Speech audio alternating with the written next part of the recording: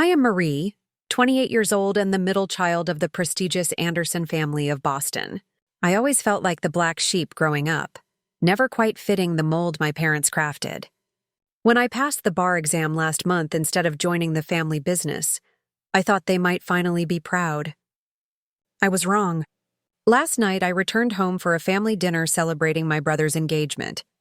The moment I walked through those familiar doors, I felt the tension. I never imagined that by dessert, my parents would look me in the eye and say those words that changed everything. Where are you watching from? Drop it in the comments below. Hit that like button and subscribe to hear how I rebuilt my life after being disowned by the family I thought would always be there for me. Growing up in Beacon Hill meant more than just having a prestigious address. Our 5-story brownstone overlooked Boston Common. Its interior filled with antiques and artwork that had been in the Anderson family for generations. My father, James Anderson, built Anderson Development into a real estate empire worth hundreds of millions. My mother, Eleanor, came from old money herself and managed our family image with precision and calculation. From the moment we could understand words, my siblings and I knew what was expected. Anderson children went to Phillips Academy, then Harvard Business School, then joined the family company. My older brother Thomas followed this path perfectly. 6 feet tall with our father's strong jawline and our mother's charm, he was groomed to take over from day one.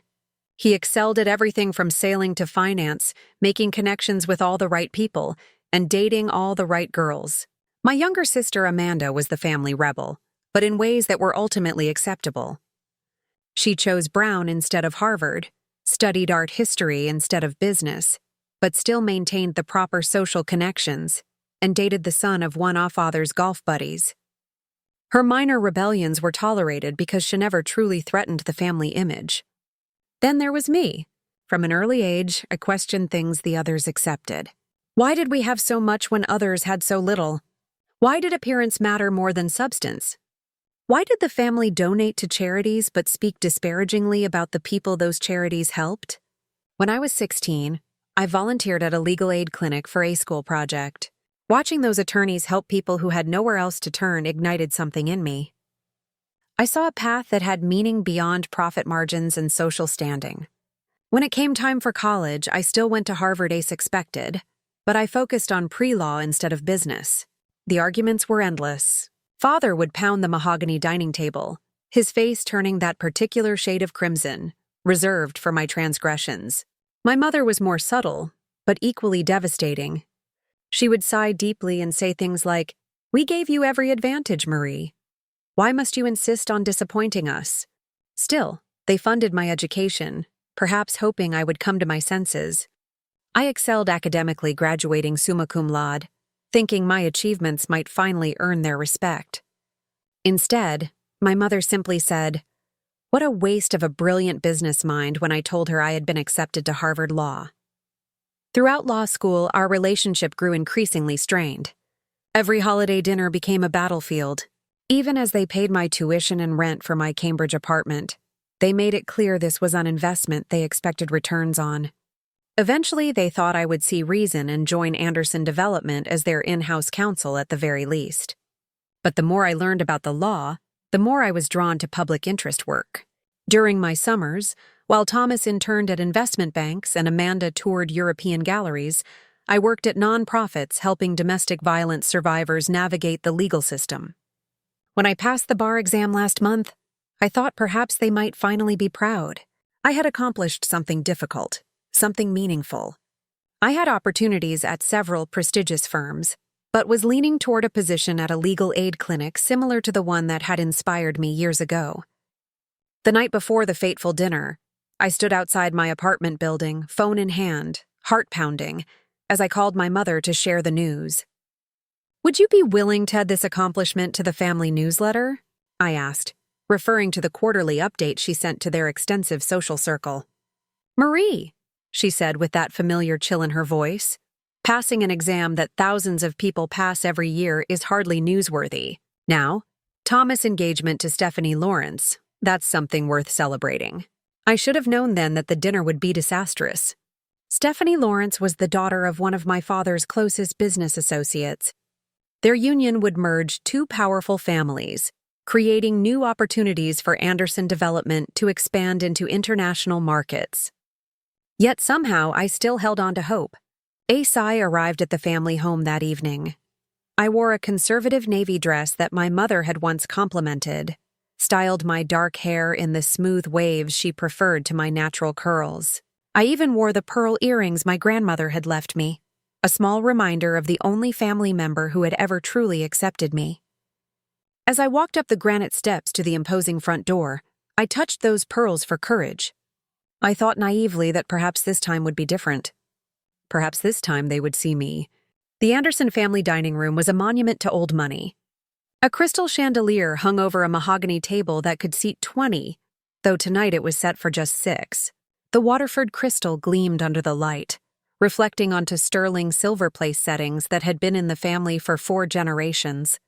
Fresh flowers from Mother's garden filled the antique vase at the center, their fragrance mixing with the aroma of whatever gourmet meal our private chef had prepared. I was the last to arrive.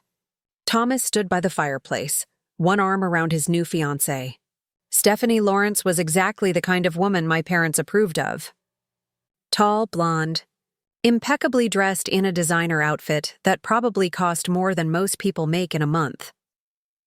She had graduated from Wellesley with a degree in art history and worked at a prestigious gallery owned by a family friend.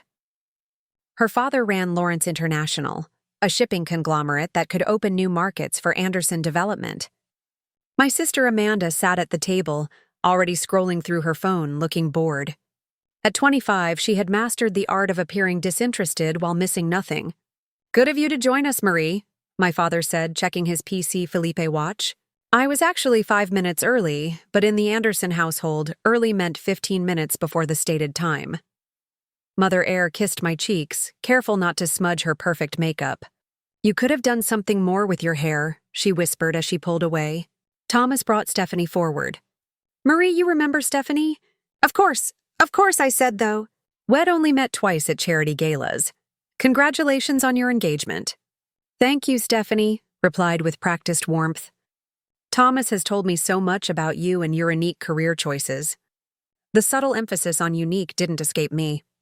In our social circle, public interest law was considered charity work, not a real career. "Dinner is served," announced Wilson, our butler of 30 years, as he held the door for the serving staff. We took our places at the table. Father at the head, Mother at the foot, Thomas and Stephanie on one side, Amanda and me on the other. The first course was served a delicate lobster bisque that probably cost more than what my potential legal aid clients made in a day.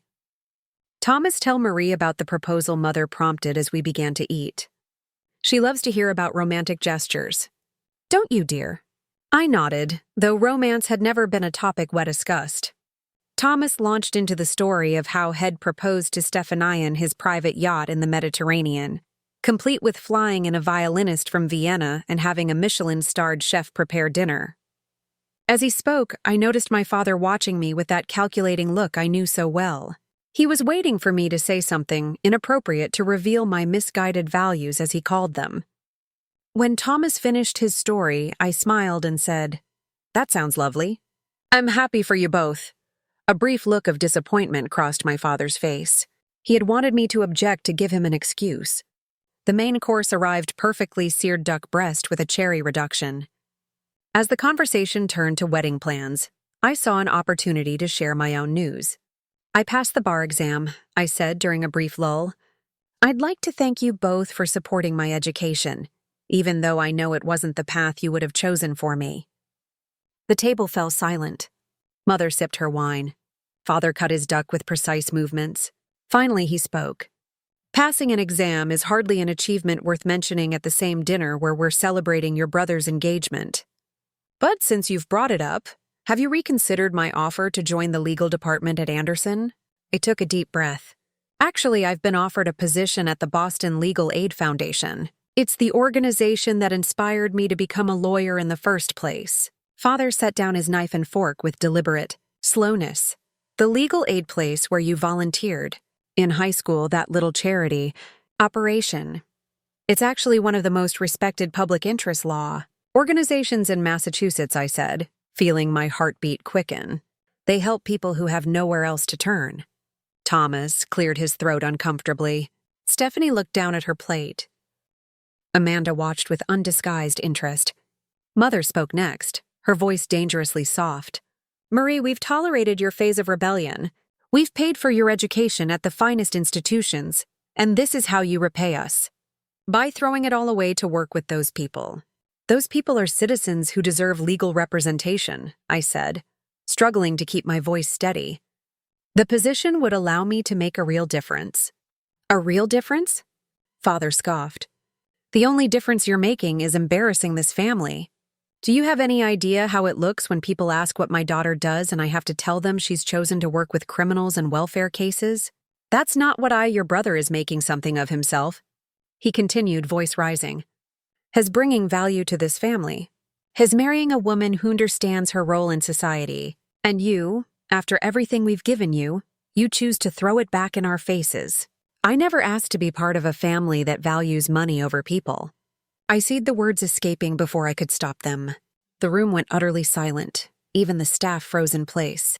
Father stood slowly, napkin falling to the floor. His face had gone from red to an alarming purple. Then perhaps you shouldn't be part of this family at all, he said, each word like ice. If you insist on this path, you are no longer welcome here. You are not part of this family anymore. Don't come back. I stared at him in shock. James' mother said quietly, but she made no move to contradict him. I looked at my siblings. Thomas stared at his plate. Amanda looked at me with wide eyes, but remained silent. Father, you can't mean, I began. Wilson, he interrupted. Please escort my former daughter out. Her apartment keys should be on the hall table. Make sure she takes them as shall find her financial access has been revoked effective immediately. Wilson, who had watched me grow up, who'd bandaged my skinned knees and smuggled me cookies when I was sent to bed without dinner, looked pained, but he nodded. This way, Miss Marie. In a daze, I stood and followed him to the foyer. Behind me, I heard the dinner conversation resume as if nothing had happened, as if I had never existed. Wilson handed me my coat and a small envelope containing my keys. I'm sorry, miss, he whispered. This isn't right. I stepped outside into the cool evening air. The door closed behind me with a definitive click. I heard the lock turn. I stood there frozen, staring at the locked door. The key to my childhood home now useless in my hand. That night was the longest of my life. I took a taxi back to my Cambridge apartment, a luxury 2-bedroom with floor-to-ceiling windows and a doorman that my parents had insisted on for my safety. The irony wasn't lost on me as I realized I could no longer afford to live there. I sat on my designer couch in the dark trying to process what had happened. The shock kept me from crying at first. This was a nightmare. It wake from, surely. My parents had been disappointed in me before angry even, but downing me entirely. It seemed unreal. My phone buzzed at 11:30. It was Amanda. Marie, are you okay? She asked, her voice hushed. She was clearly hiding somewhere in the house to make this call. What do you think I managed to say? It's insane, she said. I can't believe they did this. Father had Wilson change all the locks tonight, even the gate code. Did you or Thomas say anything after I left? I asked. There was a pause. Thomas said, You brought it on yourself. Stephanie looked uncomfortable but didn't speak up. I tried to defend you, but Father threatened to do the same to me if I didn't drop it. I wasn't surprised. Thomas had always been Father's perfect soldier. And Amanda was still financially dependent, still living at home while working at her gallery job that paid mostly in prestige. Maria Amanda continued theirs more.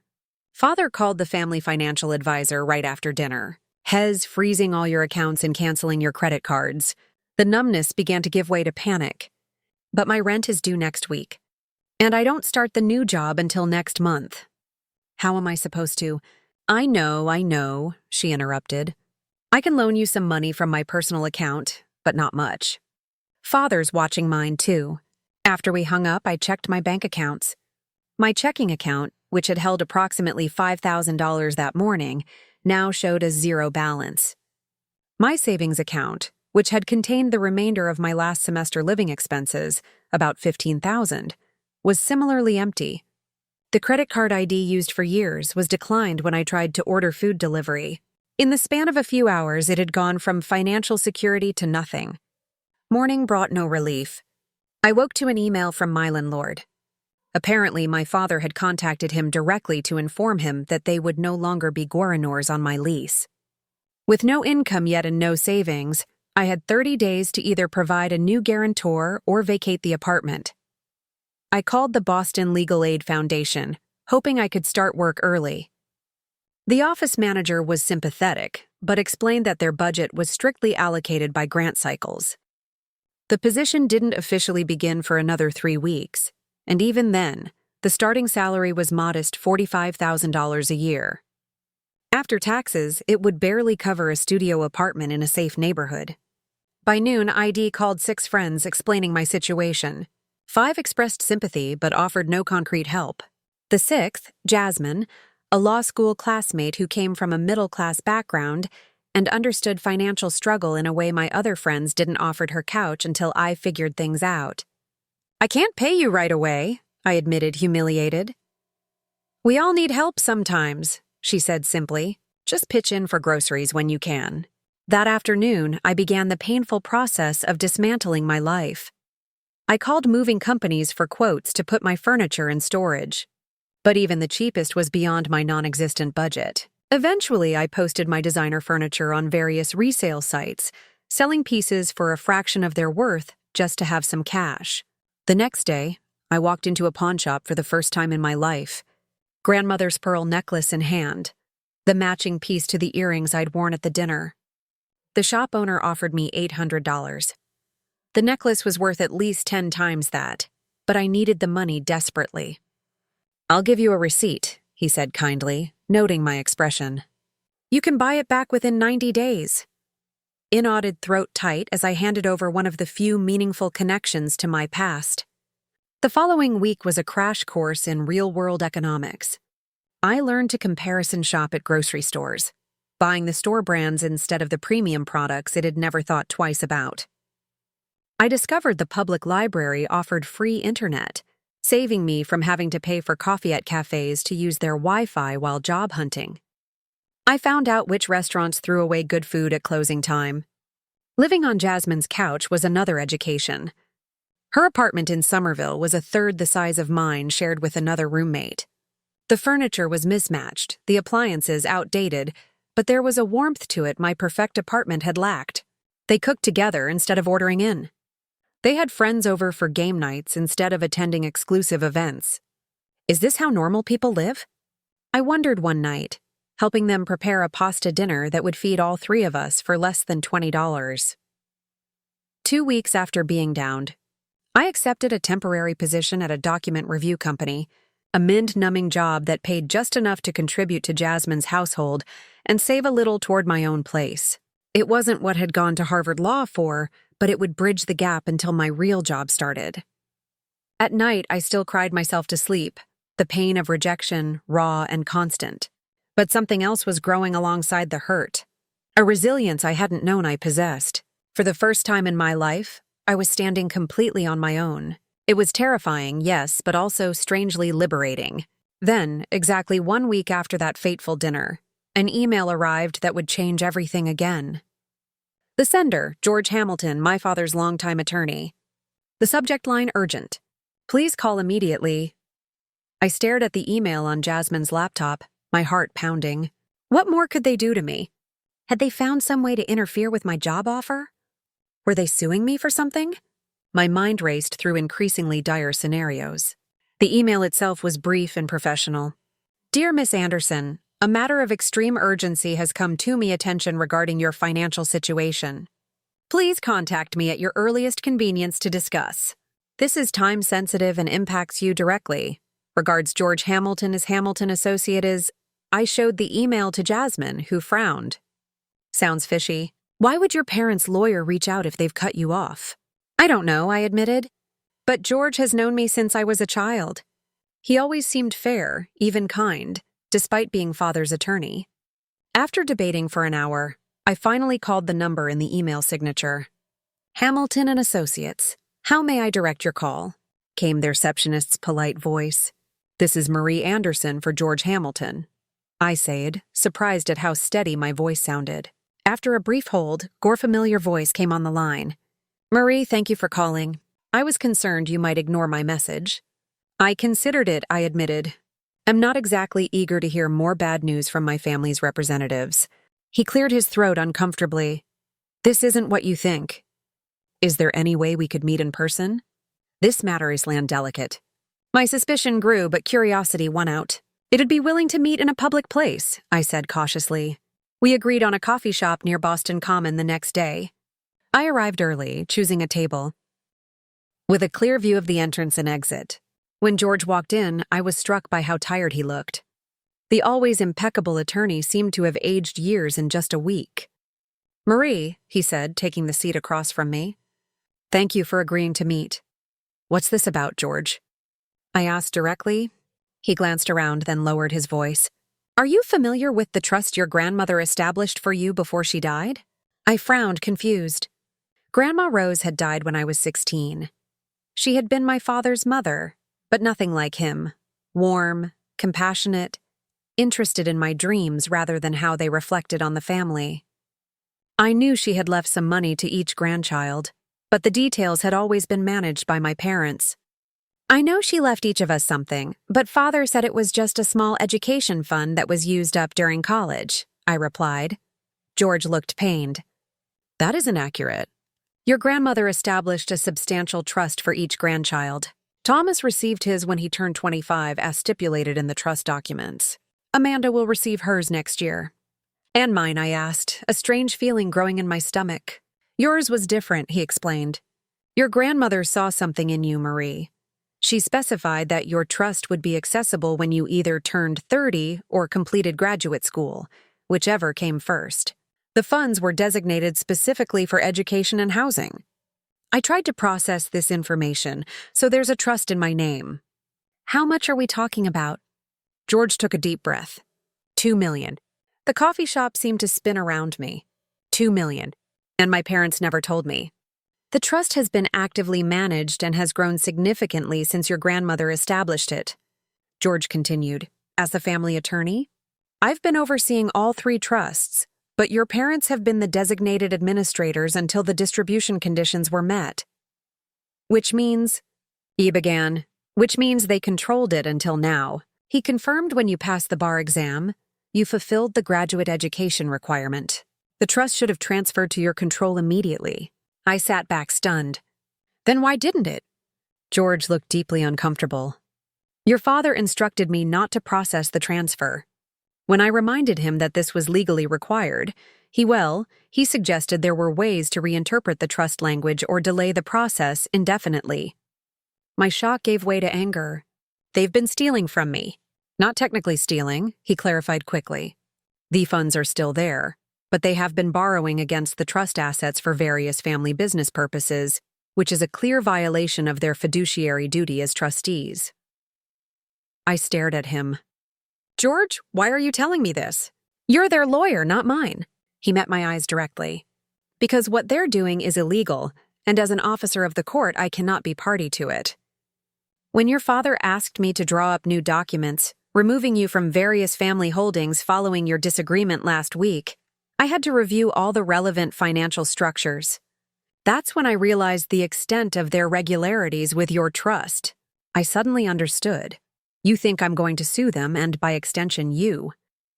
He nodded grimly. If you consulted any competent attorney with this information, that's exactly what would happen, and you'd win. I'm trying to resolve this before it reaches that point. So what's happening now? Asked. Your parents want to meet. They've suggested my office tomorrow afternoon. I wanted to brief you first so you understand your position. My position? George leaned forward. Marie, you have all the leverage here. They know it and they're panicking.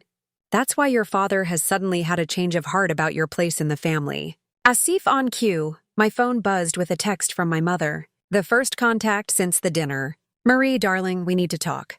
Your father was upset and said things he didn't mean. Family is everything to us. Please come home. He showed George the message. He nodded knowingly. After George left, I sat in the coffee shop for another hour trying to absorb everything. My grandmother had believed in me enough to set aside this fortune specifically for me.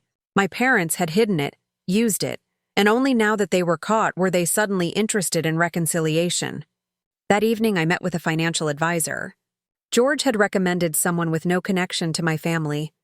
She confirmed everything he had said and outlined my options going forward. As he walked back to Jasmine's apartment, I felt a strange sense of calm replacing the turmoil of the past week.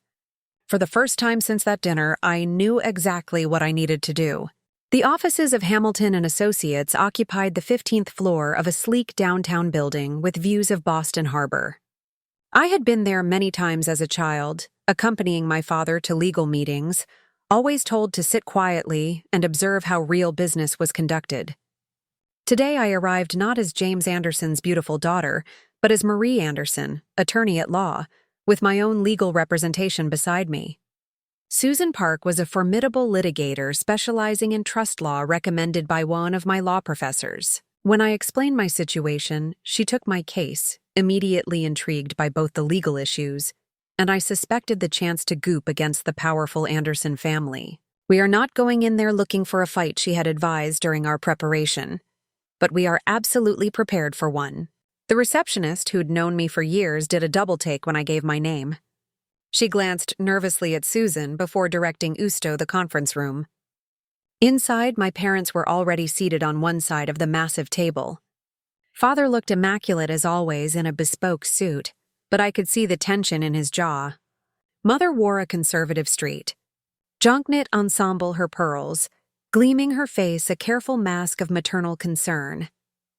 George sat at the head of the table, several folders arranged precisely before him.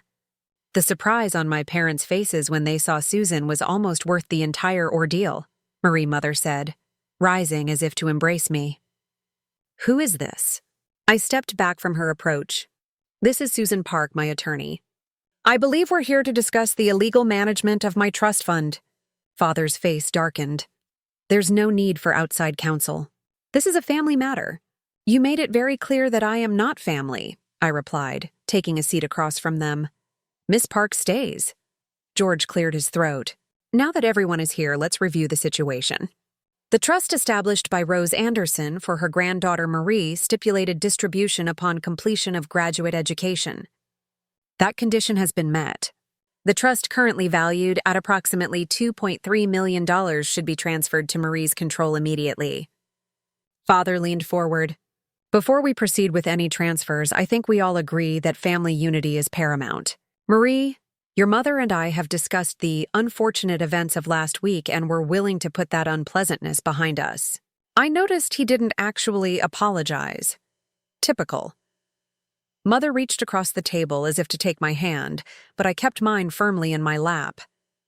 "Darling, you know how your father gets when he's passionate about something. The things he said, they weren't meant literally. Of course, you're still part of the family," Susan spoke up. "My client appreciates the sentiment, but we're here to discuss the trust. We'll need complete documentation of all transactions involving trust assets over the past 12 years, including any loans made using the trust as collateral." Father's false warmth vanished instantly. "That won't be necessary. We have a proposal that resolves everything amicably." He nodded to George, who reluctantly slid a document across the table. I recognized it as a trust transfer agreement, but with modifications. "We're prepared to acknowledge your right to the trust," Father said smoothly. "But as family, we know you'll want to support the Anderson legacy. This agreement simply restructures the assets to better integrate with our overall family holdings." Susan picked up the document and scanned it. Her eyebrows rose. "Mr. Anderson, this agreement would effectively transfer control of the trust assets to Anderson Development Corporation. Your daughter would receive a small annual distribution, but would forfeit any actual control. It provides financial security while keeping the family interests aligned," he countered. "It's a win-win." I felt a familiar sensation rising within me. The same mixture of anger and disappointment I'd experienced throughout my childhood whenever my authentic self collided with my parents' expectations. But this time, something was different. I wasn't a child anymore desperate for their approval. I was a Harvard-educated attorney being offered a blatantly self-serving deal by people who had discarded me a week ago. A memory surfaced suddenly. I was 12, showing my grandmother a story I'd written for school. Unlike my parents, who criticized its lack of practical value, Grandma Rose had read every word, then looked at me with those kind eyes so unlike her son's. "Marie," she had said, "you have a gift for seeing the truth of things. Never let anyone take that from you, not even family, especially not family." Now I understood why she had structured my trust differently from my siblings. She had known. She had seen the dynamic in our family and had created a safety net for me, knowing this day might come. I pushed the document back across the table. Number Father blinked, genuinely surprised. "I don't think you understand what's being offered here." "I understand perfectly," I said, my voice steady. "You disowned me, cut me off financially, and are now attempting to manipulate me because you've been caught misusing funds that legally belong to me." Marie Mother interjected. "Your father is offering to welcome you back into the family. On the condition that I sign over my inheritance," I finished for her. "That's not family. That's a business transaction." Father's face was turning that familiar shade of crimson. "This attitude is precisely why we've had problems. You've always been ungrateful for the advantages we've given you." Susan stepped in. "Mr. Anderson, let me be clear. My client is entitled to full control of her trust effective immediately. Furthermore, as trustees, you and Mrs. Anderson have violated your fiduciary duty by leveraging these assets for family business purposes without proper authorization." "That's absurd," Father sputtered. "Everything we did was for the benefit of all the Anderson holdings." George looked pained but spoke up. "James, I've reviewed the documentation. The loans against Marie's trust were specifically prohibited by the terms your mother established." For the first time, I saw fear flicker across my father's face. He turned to me, switching tactics. "Marie, be reasonable. If you pursue this adversarially, you'll never work in this city. Our family has connections throughout the legal community. One word from me, and that little legal aid position you're so proud of will disappear." I felt a chill at his threat, knowing it wasn't entirely empty. The Anderson name did carry weight, but I also knew something he didn't. I no longer feared losing their world. I'd seen beyond it now. "Is that really the approach you want to take?" I asked quietly, threatening me. "Because Miss Park has prepared documentation for the probate court outlining all the improper financial movements from my trust. I'm sure the Massachusetts Bar Association would also be interested in how a prominent businessman attempted to pressure a new attorney with threats." The door opened and Thomas walked in, followed by Amanda. "Apparently, my parents had called in reinforcements," Marie Thomas said in that reasonable big brother voice he used when attempting to manage a situation. "You're taking this too far. We're family. We work things out together, not with outside lawyers and threats." Amanda said nothing, but I could see the conflict in her eyes. I turned back to my parents. "I'm not the one who took this too far. You are Theones who told me I wasn't part of this family anymore. You are the ones who threw me out without a second thought. You are the ones who illegally used my inheritance. And now that you're caught, you expect me to simply forget all that because of family loyalty. Loyalty goes both ways." Father stood abruptly. "I've heard enough. Either you sign the agreement and return to the family on our terms, or you can pursue this legally and ensure you never have a relationship with any of us again. Your choice." It was the same ultimatum he'd used my entire life, your way or no thing. But this time, I saw it for what it was, a desperate attempt to maintain control. I stood as well. "I choose me. I choose the path Grandma Rose believed in enough to protect. I choose a life where I'm valued for who I am, not for what I can add to the Anderson balance sheet." I turned to leave Susan, gathering her materials beside me. "You'll regret this," Father called after me. "Without us, you're nothing." I paused at the door and looked back at my family, my controlling father, my appearance-obsessed mother, my conformist brother. Only Amanda showed any sign of understanding in her eyes. "Actually," I said with a calm, "I truly felt I think I'm just beginning to discover who I really am." As the elevator doors closed behind us, Susan smiled. That was impressive. Most people cave when faced with that kind of family pressure. "I had 16 years of practice standing up to them," I said. "I just never had the power to walk away before." As we stepped out into the bright Boston afternoon, I felt lighter than I had in years. The pain wasn't gone. 2 decades of conditional love doesn't heal overnight. But for the first time, I could see a future determined by my own values, not theirs. The first thing I did after gaining control of my trust was nothing. Susan advised me to take time before making any major financial decisions, and I agreed. After years of having no say in my financial life, I wanted to proceed thoughtfully. I moved out of Jasmine's apartment with profound gratitude for her support during my darkest days. Instead of returning to a luxury building, I found a modest one-bedroom in Jamaica Plain, a diverse neighborhood I'd never explored during my sheltered upbringing. The apartment was small by Anderson standards, but it was mine, purchased outright with a portion of my trust. When my position at Boston Legal Aid Foundation officially began, I threw myself into the work. The starting salary that had seemed terrifyingly inadequate weeks earlier no longer concerned me. I had financial security, but chose to live primarily on my earned income, preserving the trust for meaningful long-term investments. My first cases were challenging, but fulfilling tenant eviction defenses, domestic violence, protection orders, public benefits appeals. Each client had a story of systems failing them, of powerful interests, dismissing their humanity. I recognized the patterns from my own experience, though my privilege had shielded me from the worst consequences. 2 months after the confrontation in George's office, Amanda called me. She had never been as entrenched in Father's worldview as Thomas, and curiosity finally overcame family pressure. "Can we meet?" she asked tentatively. "Just the two of us." We met at a casual cafe in my new neighborhood, far from the upscale establishments our family frequented. Amanda looked both out of place and intrigued in her designer clothes. "So this is how the other half lives," she joked, weakly gesturing at the mismatched furniture and local art on the walls. "Most of the world lives this way, or with far less," I pointed out. Our bubble was the exception, not the rule. Over the next 2 hours, we talked more honestly than we ever had. She admitted, envying my courage to break away. I confessed the pain and fear I still felt despite my newfound independence. "Father's using your empty seat at dinner to remind us all what happens to those who defy him," she said. "But I think he's actually scared. The business isn't doing as well without access to your trust as leverage." "I'm not happy about that," I admitted. "I never wanted to hurt the family business or the people who work there." "Maybe you could help," she suggested.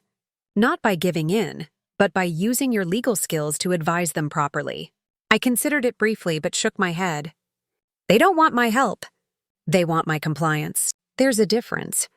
As autumn turned to winter, I established a routine in my new life. Weekdays were dedicated to my clients. Evenings and weekends I spent building a community beyond the restricted social circle of my upbringing. I joined a local community garden, volunteered at a youth writing program, and even started dating someone I met at a neighborhood potluck, a high school history teacher with no connection to Boston's elite. The holidays approached, the first I would spend without family. The prospect was both liberating and terrifying. Jasmine invited me to join her family's Thanksgiving, a chaotic, loving gathering that bore no resemblance to the formal appearance-focused holidays of my childhood. During the meal, Jasmine's father raised his glass. "To Marie," he said warmly, the newest member of our chosen family. The simple acceptance brought tears to my eyes. This was what family should feel like. Unconditional welcome rather than constant evaluation. As Christmas neared, I received an unexpected call from Margaret Wilson, one of my grandmother's oldest friends. I'd met her a few times as a child, but hadn't spoken to her in years. "Marie," she said, "when we met for tea, your grandmother would be so proud of you." "You know about everything that's happened?" I asked, surprised. She smiled gently. "Boston's old money circle talks dear. But more importantly, Rose always knew you were different from the rest of them. She saw herself in you." "I didn't know Grandma Rose had conflicts with the family, too," I admitted. Margaret nodded. "Why do you think she set up your trust the way she did?" "She fought the same battles with her husband that you fought with James. The difference is she never found the courage to break free. She wanted to make sure you could if you needed to. That conversation healed something in me. It had been carrying a sense of failure for not fitting into my family. Learning that my grandmother had seen and valued my difference, had even experienced it herself, transformed my understanding of my own story. In January, I used a portion of my trust to establish a scholarship for law students pursuing public interest careers who came from challenging family backgrounds. The Rose Anderson Fellowship would ensure others could follow their authentic path even without family support. My work at the legal aid clinic began to gain notice. I won a significant case against a predatory landlord who had been systematically evicting immigrant families. The victory set a precedent that would protect hundreds of vulnerable tenants. The Boston Globe ran a small feature on the case. The reporter asked about my background, clearly recognizing the Anderson name. I spoke truthfully, but without bitterness, about choosing a different path from my family's expectations. The day after the article appeared, I received another text from my mother. "We saw the newspaper. Your father is concerned about the family image. Please be discreet in future press interactions. No congratulations on the victory. No recognition of the Lives ID helped. Just concern about appearances." Her message confirmed ID made the right choice. 6 months after being disowned, I attended a fundraising gala for legal aid organizations across Massachusetts. As a staff attorney, I normally wouldn't have been invited, but the organizers wanted me there because of the recent high-profile case. I wore a simple but elegant black dress rather than the designer gowns of my past. My grandmother's pearl earrings complemented my outfit. I had used some of my trust to buy back her necklace from the pawn shop as soon as I could. E was chatting with the judge when I felt a familiar presence. Turning, I found myself face to face with my parents for the first time since the confrontation in George's office. Father looked older, the stress of recent business challenges evident in the new lines around his eyes. Mother was immaculate as always, not a hair out of place, though her smile seemed forced. "Marie," she said, air kissing near my cheeks as if nothing had happened between us. "How lovely to see you." Father nodded stiffly. "You're looking well." The judge, sensing tension, excused herself. "I am well," I replied simply. "My work is fulfilling." "Yes, we read about your case," Father said, managing to make it sound trivial. "I hope you're being careful about antagonizing the real estate community." "They have long memories. I'm representing people who deserve justice," I replied. "That's all that matters to me." A familiar flash of disappointment crossed his face. "You always did miss the bigger picture." "Actually, I think I finally see it clearly," I countered. "There's more to life than profit margins and social standing." Before he could respond, a young attorney from another nonprofit approached us.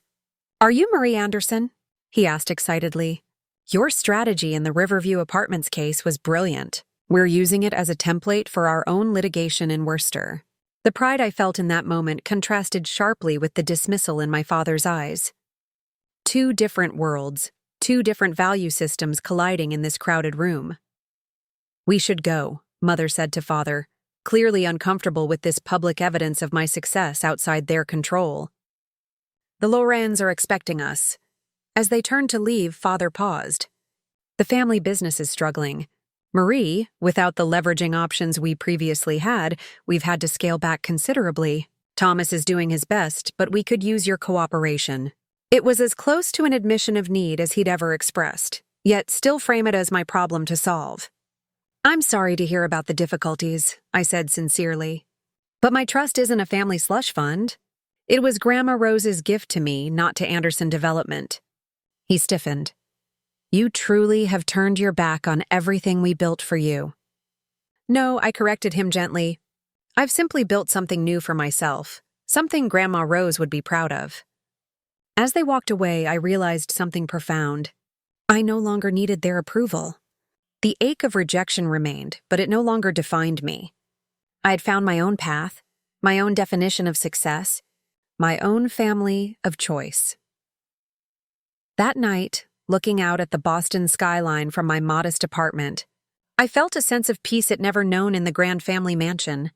I was Marie Anderson, not just an Anderson. For the first time in my life, that was enough. 1 year after that fateful family dinner, my life had transformed in ways I could never have imagined. My small Jamaica Plain apartment had become a true home filled with second-hand, furniture chosen for comfort rather than status, and walls adorned with local art that spoke to me rather than investment pieces selected for prestige. I had built a circle of friends who knew me for myself, not my family name. My work at Boston Legal Aid had evolved beyond entry-level cases. I now headed a small team focused on housing justice mentoring newer attorneys while maintaining my own caseload. The salary remained modest by Anderson's standards, but it was enough for my needs, and the trust ensured I could focus on impact rather than income. The Rose Anderson Fellowship had selected its first recipient, a brilliant first-generation law student who had been homeless as a teenager. Watching her pursue her dreams without financial anxiety brought me a deeper satisfaction than any luxury purchase ever had. Amanda and I maintained our reconnection, meeting monthly for coffee or dinner. She had begun questioning the family values in ways that worried our parents. Inspired partly by my example, "Have you thought about what you'll do when the trust comes to you next year?" I asked during one of our meetups. She stirred her coffee thoughtfully. "I'm not sure yet, but I know I don't want Father controlling it. I've been talking to Susan about setting up proper protections." Her growing independence had strained her relationship with our parents, though not to the breaking point it experienced. Thomas, meanwhile, had doubled down on his loyalty to Father, barely acknowledging my existence when we occasionally crossed paths at social events. The family business had stabilized after initial struggles, though Father had been forced to sell one of their development properties to cover cash flow issues. According to Amanda, he still blamed me for their financial challenges rather than acknowledging his own improper use of my trust. In early spring, I received an invitation that surprised me: the annual Anderson Family Easter Brunch.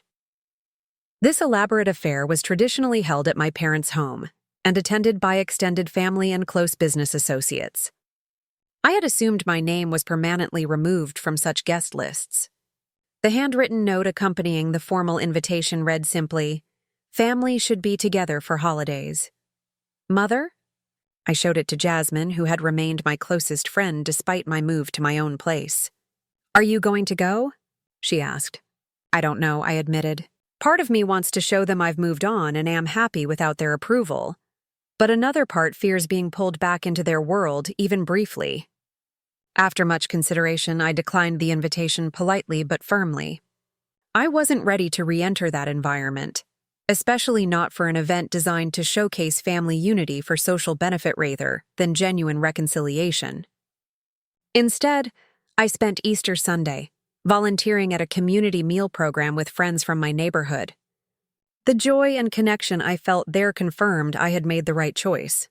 2 weeks later, I was shopping at a local farmer's market when I quite literally bumped into my parents. They were visiting the upscale gourmet section, looking oddly out of place among the diverse crowd in their carefully coordinated country club attire. Mother recovered first.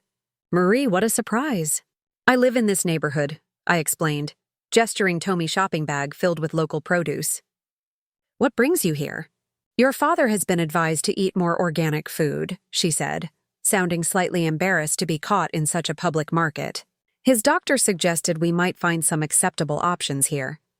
The awkward conversation might have ended there, but a small child ran past, bumping my mother's designer purse and causing her to step back directly into a puddle, ruining her expensive shoes. Rather than the expected outburst about careless parents and ruined Italian leather, I watched in surprise as my father steadied her silently concern evident in his face. He looked older, more vulnerable than I remembered. "Are you all right, James?" I asked, noting the slight tremor in his hand. "Minor heart issue," he dismissed. Though the tightness around his eyes told a different story. "Nothing serious." Mother glanced between us, then made an unexpected decision. "Perhaps we could get some coffee. There's a place just there." 20 minutes later, we sat at a small table in a local cafe. I frequented a scene so divorced from our usual family interactions that it felt almost surreal. The conversation was stilted, focusing on safe topics: the unusually warm spring, Thomas and Stephanie's new house, a mutual acquaintance's recent retirement. I noticed my father watching me carefully assessing. I could almost see the calculations behind his eyes, weighing pride against other considerations. Finally, he spoke directly. "You seem well? Coming from him, it was almost a compliment. I am well, I confirmed. My work is meaningful, and I've built a good life here. A life completely separate from your family. He noted a hint of the old bitterness creeping in. From the family business and expectations, yes, I clarified, but not necessarily from individual family members who respect my choices. Mother sat down her cup with a small clink. We saw that article about your work in Boston Magazine, the profile on community advocates. I nodded, surprised they'd noticed. It had been a small piece, nothing that would normally register in their world. The writer made you sound quite effective, Father said clearly, struggling to find neutral terminology for work he still didn't value. I help people who need it, I said simply. That's all I've ever wanted to do. An uncomfortable silence fell. I realized they were waiting for something, an opening perhaps to resume our old relationship on their terms. I've learned a lot this past year, I said finally, about myself, about what matters to me, about what family should be, and what should it be. According to Marie Anderson, Father asked, unable to keep a slight edge from his voice. I met his gaze directly. Acceptance without conditions, support without control, love without agenda. Rather idealistic, he scoffed, but with less conviction than before. Maybe I acknowledged, but it's what I needed and never received from you. Mother flinched slightly, but Father's expression remained carefully neutral. I continued feeling a calm certainty. I don't hate you. I don't even blame you anymore. You did what you thought was right based on your values, but they aren't my values, and they never will be. Father started to speak, probably to defend their approach, but Mother touched his arm lightly. He subsided a small change that spoke volumes about shifts in their own dynamic. Is there no way back? She asked quietly. To being a family again. I considered her question seriously. Not back. No. The relationship we had wasn't healthy for any of us. But forward, possibly. If you can accept who I am, not who you wanted me to be. Father looked away clearly, struggling with this concept so foreign to his controlling nature. I stood knowing we had reached the limit of progress for one unexpected encounter. My door is open if you ever want to know the real me, not just the disappointing daughter who wouldn't follow the Anderson plan. As I turned to leave, my father called after me. Your grandmother would be proud. The words so unexpected stopped me in my tracks. I looked back, searching his face for sarcasm or manipulation, but found only tired resignation and perhaps the faintest hint of respect. Yes, I agreed. I think she would. Walking home through the neighborhood that had embraced me, I reflected on the journey of the past year. The pain of rejection had shaped me, but no longer defined me. The family I was born into had cast me out, but in that exile, I had found my true self. The wealth my grandmother left me provided security, but the real inheritance was her courage. The examples she set of staying true to one's values even when it meant standing alone. My trust fund gave me freedom, but my choices gave me purpose. Family, I had learned, was not just about blood and names and legacies. It was about being seen and accepted for who you truly are. Sometimes you find that within your birth family. Sometimes you must create it for yourself among those who choose you as you choose them. As for my parents, only time would tell if they could evolve beyond the rigid expectations that had cost them a daughter. I had left the door open, but I would never again shrink myself to fit through theirs. Have you ever had to choose between being true to yourself and meeting others' expectations? Drop a comment below about how you navigated that difficult choice. If this story resonated with you, please like, subscribe, and share it with someone who might need to hear that it's okay to forge their own path. Thank you for listening to my journey from rejection to self-discovery. Remember, sometimes the family we create means more than the one we're born into.